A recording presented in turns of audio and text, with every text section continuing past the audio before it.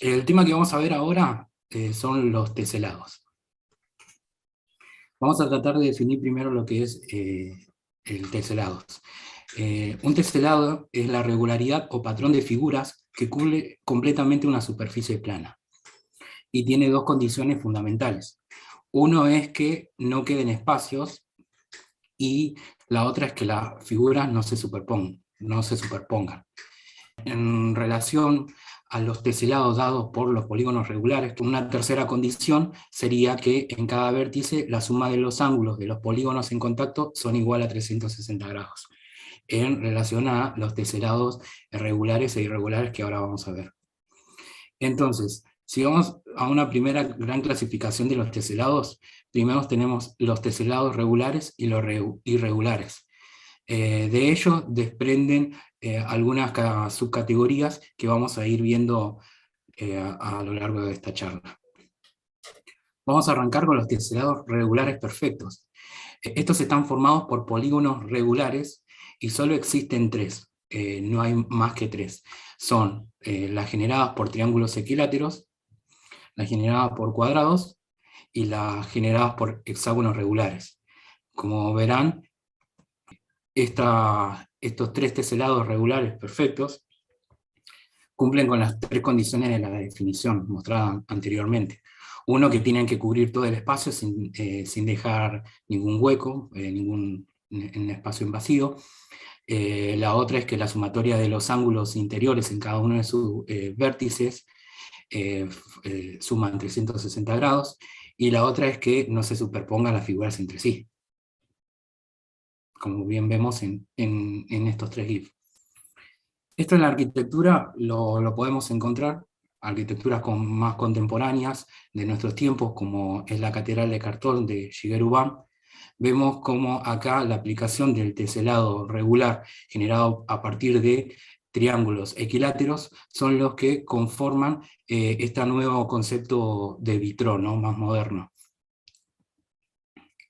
Acá vemos el vitró hecho con distintos colores, son translúcidos, y empezamos a ver una característica que es aplicable a la arquitectura en cuanto a los teselados.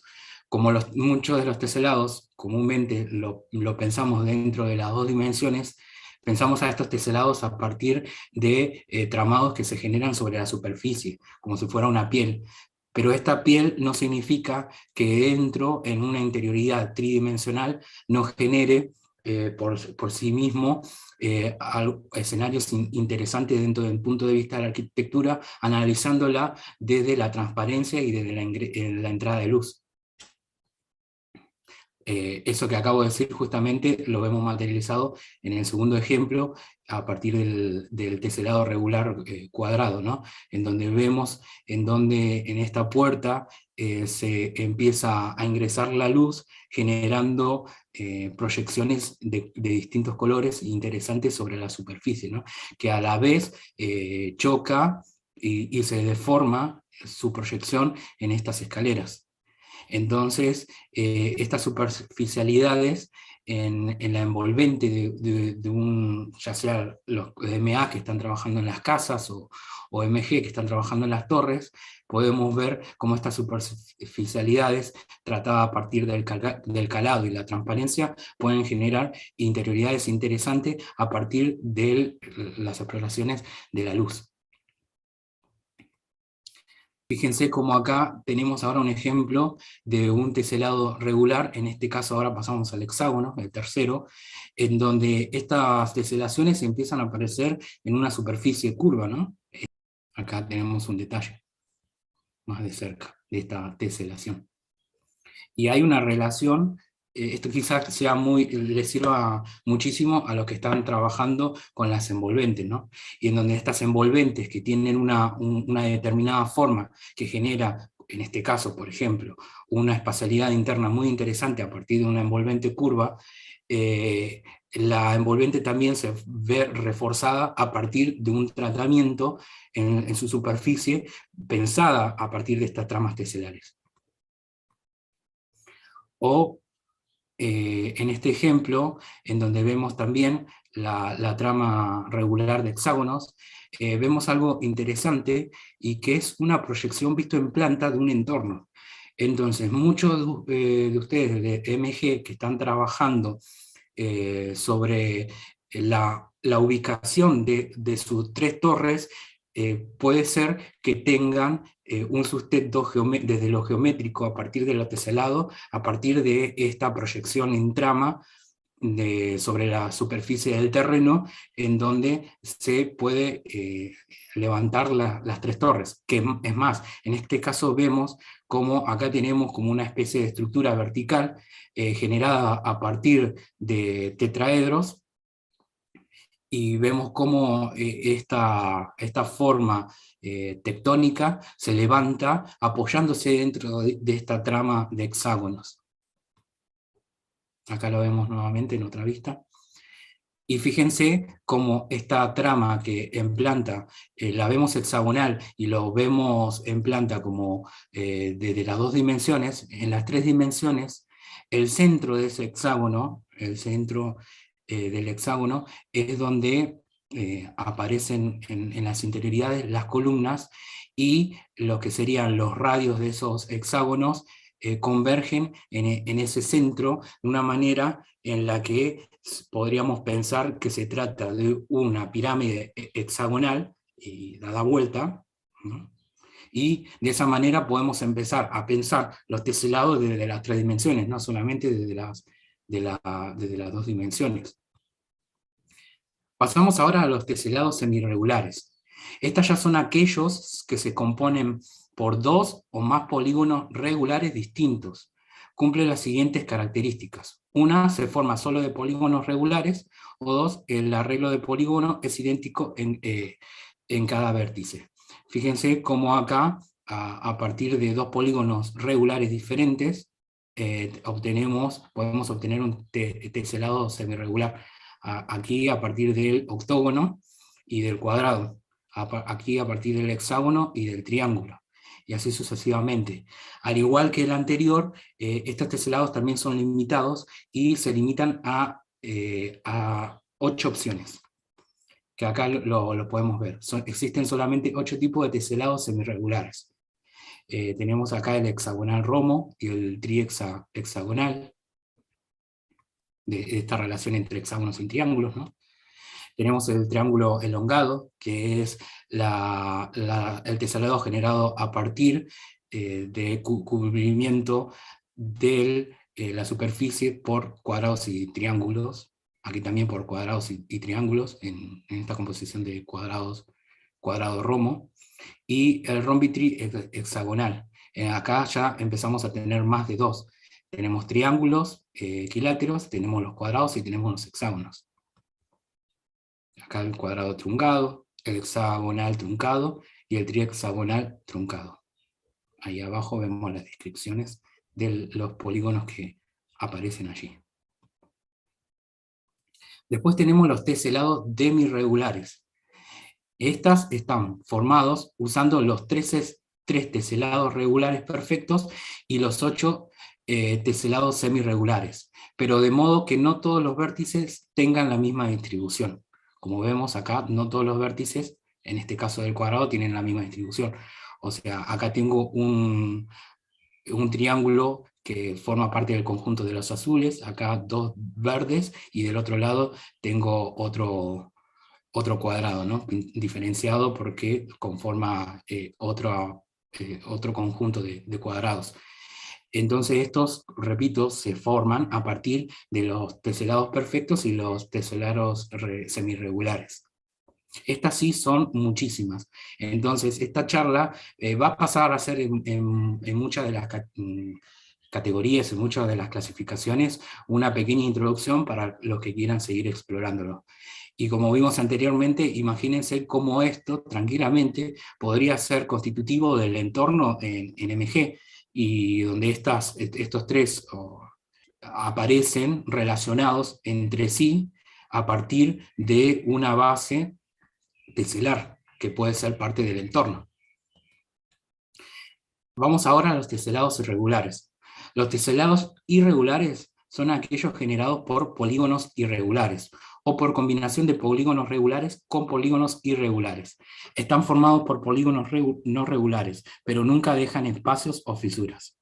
Vamos a definir un poquito el tema de los polígonos por si alguno no recuerda. Recordemos que los polígonos son esas figuras que se forman a partir de una superficie que se cierra por mínimo 3 rectas. El polígono más de menos lados es el triángulo. Después pasamos por el cuadrado, por los rectángulos, pentágonos, hexágonos, heptágonos, hasta el infinito. En el caso de los polígonos regulares, decimos que son regulares cuando todos sus lados son iguales y todos sus ángulos son iguales. En el caso de los irregulares es cuando tienen más de un lado diferente, de diferente medida, y también varían sus ángulos.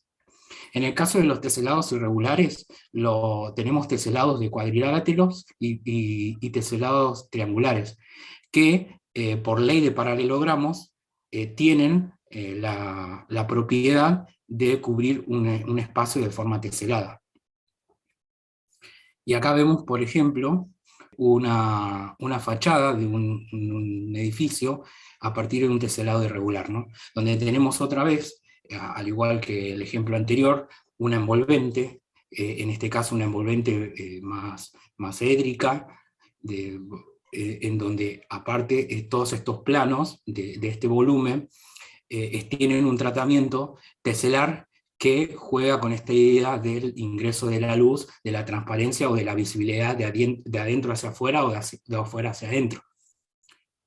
Fíjense acá lo interesante de la aplicación del agua como entorno, en donde un espejo de agua, como en este caso, sirve no solamente de reflejo, sino de continuidad del teselado que constituye las fachadas de mi torre o de mi edificio. Fíjense cómo acá la teselación de estas fachadas, al verse reflejado por este espejo de agua, lo que hace este espejo de agua es continuar el teselado. Es bastante interesante, como lo podrán ver. Y acá vemos un ejemplo que podrían aplicar en MG para el tema del entorno vinculado a la materialidad de agua. Después tenemos teselados irregulares hexagonales. Estos hexágonos forman parte de un teselado irregular siempre y cuando haya un eje de simetría, ¿no? En este caso, el eje de simetría pasaría por acá, axial, en donde se ve reflejado de los dos lados la mitad de ese hexágono. Después tenemos una teselación muy conocida, que es la teselación del Cairo. Se llama así porque es uno de los teselados que se aplica mucho en las baldosas del Cairo, en donde vemos nuevamente esta pieza que en el borde grueso vemos ese hexágono, ¿no?, de simetría axial, pero que a la vez por dentro está conformado por 4 pentágonos irregulares.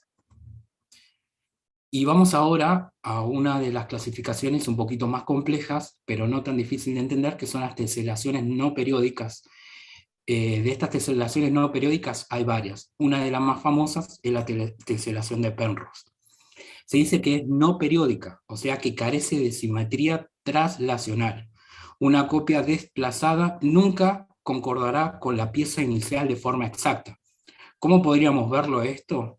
A ver, también voy a aprovechar el uso del anotador. Si nosotros quisiéramos encontrar una modulación y que esa modulación se repita a lo largo del teselado, nos vamos a dar cuenta de que es imperfecto, de que no podemos lograr eso. Fíjense en el teselado de la derecha, en donde a partir de estos paralelogramos tenemos esta modulación, pero cuando queremos repetirlo al lado, fíjense que está incompleta.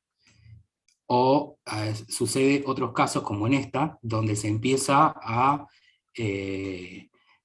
aparecerse, digamos, a alejarse del motivo original que tenemos acá, por ejemplo. Entonces, a eso se refiere cuando una teselación es no periódica, pero sigue cumpliendo los otros requisitos de los teselados generados a partir de polígonos, ¿no? Otra de las teselaciones no periódicas, de las teselaciones de Penrose, son las generadas a partir del el cometa y la flecha. Es un cometa que tiene estos 4 lados, ¿no? Con estos grados de ángulos, y esta flecha, que podríamos visualizarlo, ¿no? Como que está generado a partir de 2 triángulos con estas características en tanto a sus ángulos. La combinación de estos 2 elementos generan una cantidad de teselados, que se llaman teselados de Penrose también.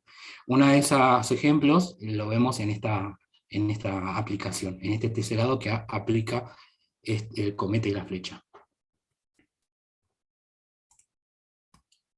Acá podemos ver el teselado de Penrose puesta en un juego de baldosas, ¿no? Sobre una superficie plana en un edificio.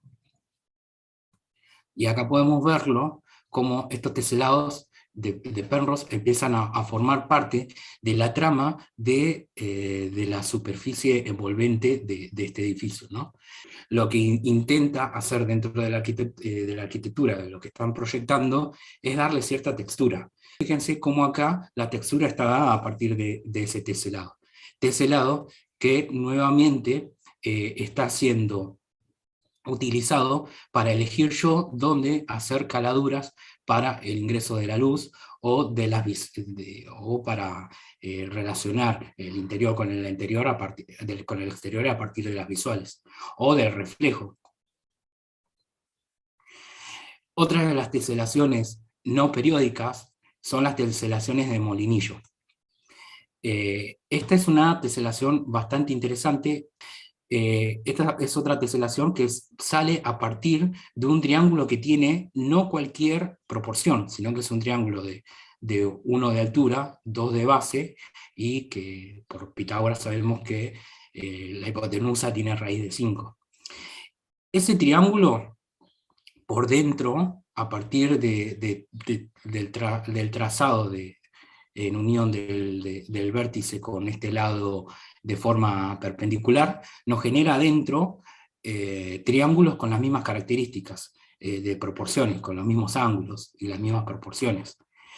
Es decir, que podemos generar un teselado a partir de la subdivisión dentro de este triángulo, o a partir de la multiplicación de este triángulo a partir de la adhesión a la trama de manera que va creciendo, ¿no? Como estas figuras que mostró Alejandro, generadas a partir de la proporción áurea, donde el espiral se va haciendo cada vez tiene un radio más grande, el círculo que conforma esa parte de la espiral, y esto genera esta secuencia.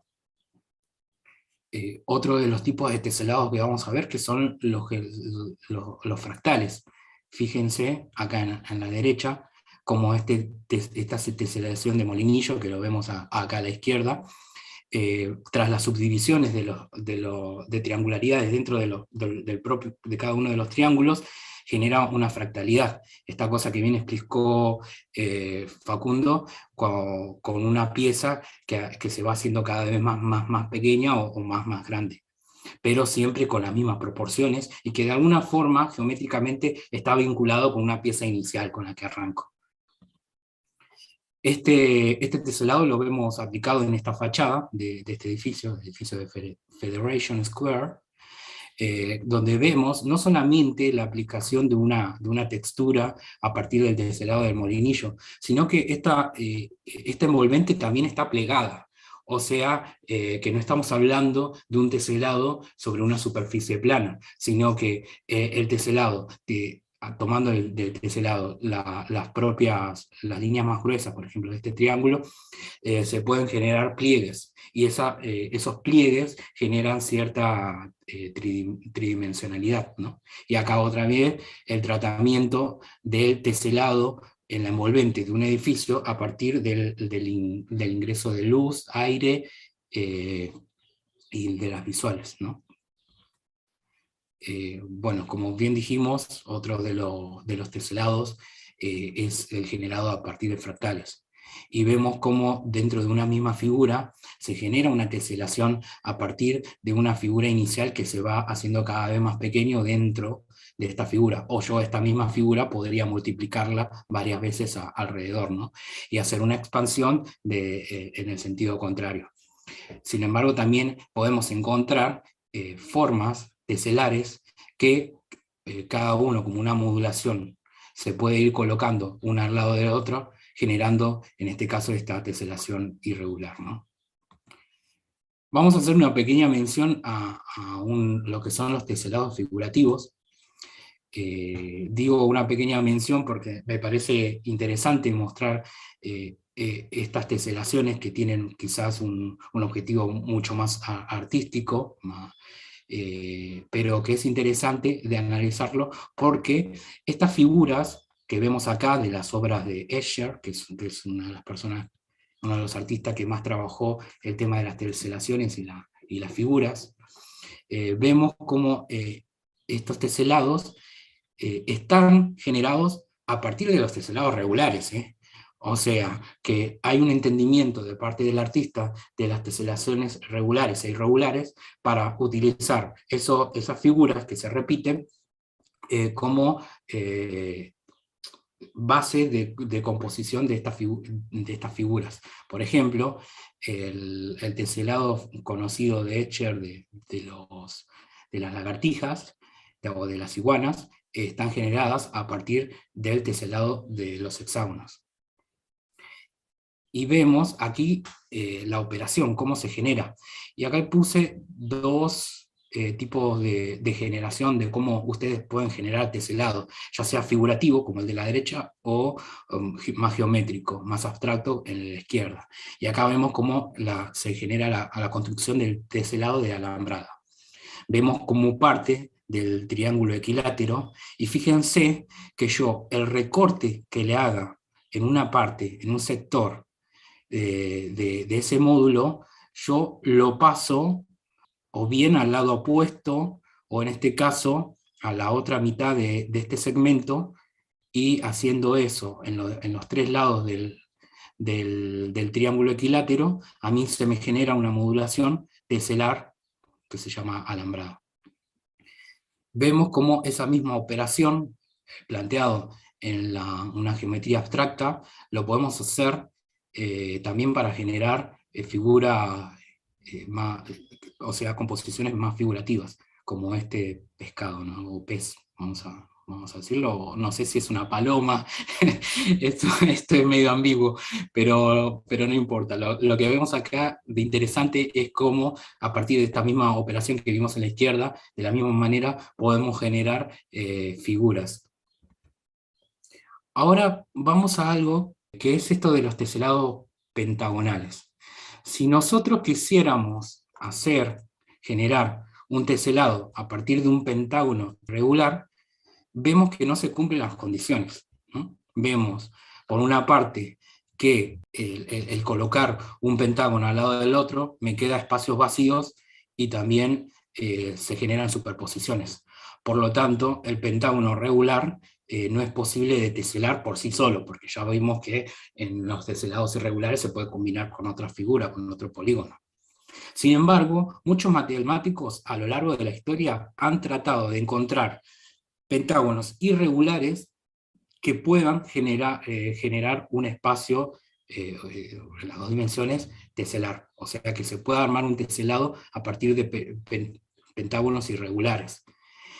Y hasta ahora, y digo hasta ahora porque acá viene lo interesante, hasta ahora se han encontrado solamente 15. Estos se hicieron todos a lo largo del siglo XX, se fueron encontrando. Por ahora se encontraron estas 15 figuras pentagonales irregulares que pueden llenar un espacio de forma teselar, como lo vemos acá. Fíjense que las primeros 5 se descubrieron en 1918. Las siguientes 3 por el matemático Kirchner en 1968. En 1965 por James se generó este teselado a partir de este pentágono irregular. Y en 1976 y 1977 estos 4 fueron descubiertos por Rice. por Stein, esta en 1985, y la más reciente fue descubierta en 2015. Así que fíjense cómo este desafío dentro del mundo de la matemática nos lleva a encontrar estas posibilidades, ¿no? A partir de los polígonos irregulares, dentro del tema de los teselados. Entonces, nada está dicho de que no se puedan seguir encontrando más teselaciones a partir de pentágonos irregulares. Vamos a ir a un tipo de teselación un poquito, puede verse como algo complejo y estar vinculado a lo paramétrico, y a la vez es bastante sencillo, que es la teselación de Voronoi. ¿De qué consiste esta teselación? Como pueden ver acá en esta imagen, hay muchísimos puntos ubicados ahí en el espacio. Si yo esos puntos, cada uno de esos puntos, ¿no? Y de la recta que me generan estos dos puntos, trazo sus mediatrices, o sea, trazo otra recta perpendicular, voy a terminar conformando una teselación de Voronoi a partir de esa área de influencia que ocupa cada uno de esos puntos. Y si yo moviera solamente uno de esos puntos, o moviera más de un punto a la vez, lo que estaría haciendo es alterar esta teselación.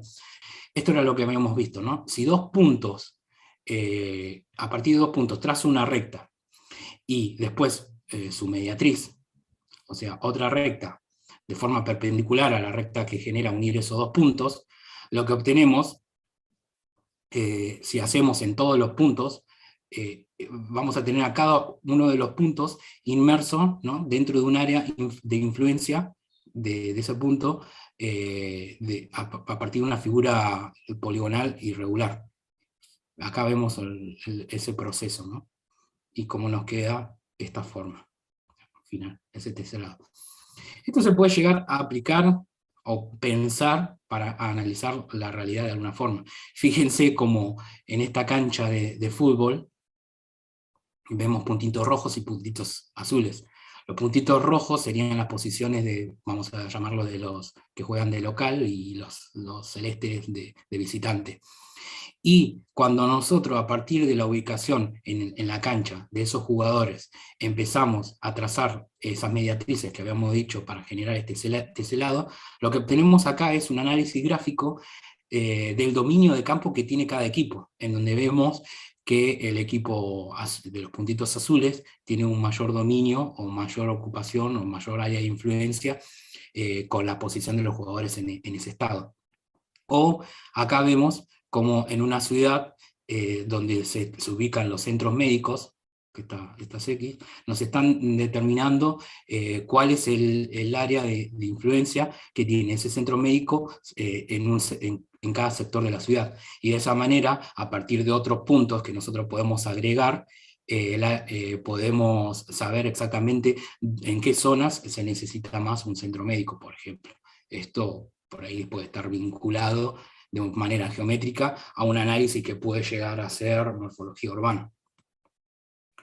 Y acá vemos esta cosa que dije de la teselación de Voronoi relacionado a lo paramétrico, en donde la alteración de los parámetros, en este caso de la posición del punto en este espacio, lo que va haciendo es alterando esa teselación.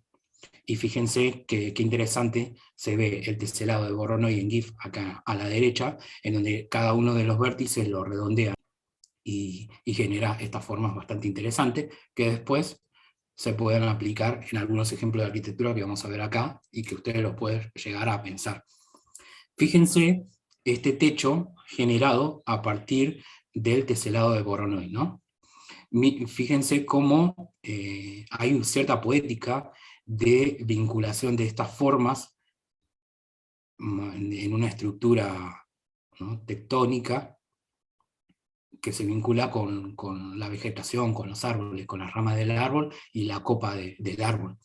Entonces, cuando ustedes trabajen, por ejemplo, una forma a partir de la poética, y quieren hacer una forma de un árbol, y si esas formas no tienen un sustento geométrico, por ahí terminamos haciendo formas orgánicas en donde el estudio no puede llegar, no va a aportar mucho a la forma que están generando, pero si esas formas orgánicas, como ser la del árbol, las empiezo a aplicar bajo una lógica geométrica, en este caso, como vincula estas ramificaciones, esta copa de esta especie de árbol con la forma boronoica, ustedes se llevan consigo, aprobando la materia, o un aprendizaje muy valioso e interesante desde de la morfología a partir de la geometría, que es por eso que estamos dando esta serie de charlas. O vemos acá, como fíjense, cómo la trama de Voronoi está aplicada dentro de una topografía, dentro del terreno. Vemos cómo en esta implantación, a partir del tramado de Voronoi, su vinculación con la irregularidad del terreno, la geometrización del terreno, y vemos cómo generan todas estas parcialidades bastante complejas e interesantes, en donde, como vemos acá en estos cilindros, podríamos considerar que estos cilindros son esos puntos dentro de la trama de Voronoi, donde a partir del trazado de las mediatrices conformo este sistema de vigas. Entonces hay una relación entre la funcionalidad de algunas formas y la forma de la trama voronoica, generando espacios con un sentido muy interesante, ¿no? Eso también es aplicable a MG cuando estamos tratando de generar una intervención geométrica dentro de un entorno en donde se van a emplazar las tres torres. Por ejemplo, las tres torres podrían emerger qué sé yo, de estos tres polígonos irregulares, alzarse sobre un terreno configurado a partir del teselado de Voronoi. Acá vemos otra vez el teselado de Voronoi, disculpen la calidad, está un poco pixelado, ¿no? de esta fachada, ¿no? Generada a partir del teselado de Voronoi, en donde tiene profundidad la parte, ¿no? No es una superficie plana donde tiene dibujada el Voronoi, sino que esas líneas que tienen un espesor tienen una extrusión que hace que esta fachada, por ejemplo, capaz lo que hace es disipar o generar sombras para que el sol no le pegue de frente y se convierta en una especie de parasol. Y fíjense cómo esta idea del Voronoi se puede llevar a las tres dimensiones. En esta obra, que no tengo el autor, pero la encontré y me pareció interesante. Vamos a hablar ahora de las teselaciones en las tres dimensiones. Las teselaciones siempre están pensadas a partir de las dos dimensiones, pero como hemos visto, estas se ven alteradas para ocupar o trabajar el espacio tridimensional. Ahora bien, acá puse idea de teselación porque podríamos pensar en cierta idea de teselado en las tres dimensiones a partir de, por ejemplo, los poliedros que bien explicó Facundo en la teórica anterior, en donde tenemos por un lado los poliedros platónicos, se los presento, es el tetraedro, compuesto por tres caras regulares, el hexaedro, que conocemos como cubo, el octaedro, 8 caras con triángulos equiláteros, el dodecaedro, compuesto por pentágonos, y el icosaedro. De estos poliedros platónicos derivan los que se llaman los poliedros arquimedianos, que se generan a partir de estas mismas figuras iniciales, pero a partir de algunas operaciones. Por ejemplo, el tetraedro truncado, es como si yo agarrara el tetraedro y vengo y recorto cada una de las puntas, y me genera este tetraedro truncado, donde tengo encima me queda una cara con triángulos y otra cara con hexágonos. Bueno, y así una gran variedad de poliedros, ¿no? Si esos poliedros yo lo ocupara en el espacio, con la misma condición que dijimos al principio, de que no deben dejar espacios vacíos y que no se tienen que superponer entre sí, es más que seguro que en el apilamiento de estos poliedros encontramos cierta teselación en las tres dimensiones. Que los teselados o empacamientos son combinaciones de poliedros capaces de cubrir completamente el espacio tridimensional. Los poliedros que encajan unos con otros son platónicos o arquimedianos, ¿no? Del mismo modo que con pentágonos no se puede teselar el espacio plano, el dodecaedro, que es este de acá, el icosaedro, que es este de acá, y todos sus derivados, donde me perdí. No participan en el empaquetamiento, es decir, que no generan espacios vacíos. En la práctica, los poliedros combinables son el tetraedro, o sea, las que se pueden combinar de manera tal de no superponerse y dejar espacio y no dejar espacios vacíos, son el tetraedro, el hexaedro, el octaedro y todos los arquimedianos que derivan de estos. Y ahora vamos a ver algunos ejemplos, que esto también, si les interesa y algunos quieren trabajar la generación de una espacialidad a partir de estos poliedros, lo pueden seguir investigando. Tenemos el caso más sencillo, que es el del hexaedro, o sea, del apilamiento de cubos, donde vemos claramente que no se dejan espacio ni se superponen, o el octaedro truncado, o el dodecaedro rómbico. Fíjense cómo estamos hablando de un poliedro generando esta teselación tridimensional. Y después podemos tener combinaciones entre ambas, en donde vemos acá, por ejemplo, una teselación espacial generada a partir del tetraedro y el octaedro, ¿no? El octaedro es el color cremita y el tetraedro el celestito. O acá el octaedro con el cubo octaedro, y acá el hexaedro, el octaedro truncado, y el rombi cubo octaedro grande. O sea, pues una cantidad de nombres, como ya vimos también en la teórica anterior. Pero acá lo importante es entender el concepto, ¿no? Por ahí a veces generamos formas que no sabemos el nombre, y bueno, creo que estas teóricas sirven para empezar a entrar y conocer las clasificaciones y sus nombres, y entender que cuando generamos volúmenes o espacios a partir de esta composición, nosotros tenemos que saber decir que lo que tenemos ahí es una composición tridimensional a partir de poliedros. Y bueno, obviamente el vacío lo podemos ver a partir de pensar si esos poliedros, cuando lo cortamos por dentro, son huecos, o pensarlo a partir de poliedros completamente sólidos, y la extracción o el retiro, digamos, la supresión de algunos poliedros generan, por ejemplo, la interioridad dentro, en un espacio, por ejemplo, estereotómico, por ejemplo. Y acá vemos, por ejemplo, en esta, parece, composición plástica espacial, de una espacialidad pequeña, donde los chicos están jugando, generadas a partir de esta teselación tridimensional, a partir de unos poliedros iguales, ¿no? Y fíjense cómo cada una de las caras después, que son, en este caso, tiene una cara hexagonal y otra cuadrada, en el caso del hexágono, dentro de esa misma cara, genera una superficie texturada a partir del trama teselar hexagonal, una trama regular, como vimos. O otro techo generado a partir de poliedros, ¿no? Y bueno, esto ha sido todo. Como siempre nos despedimos, fin con F de forma.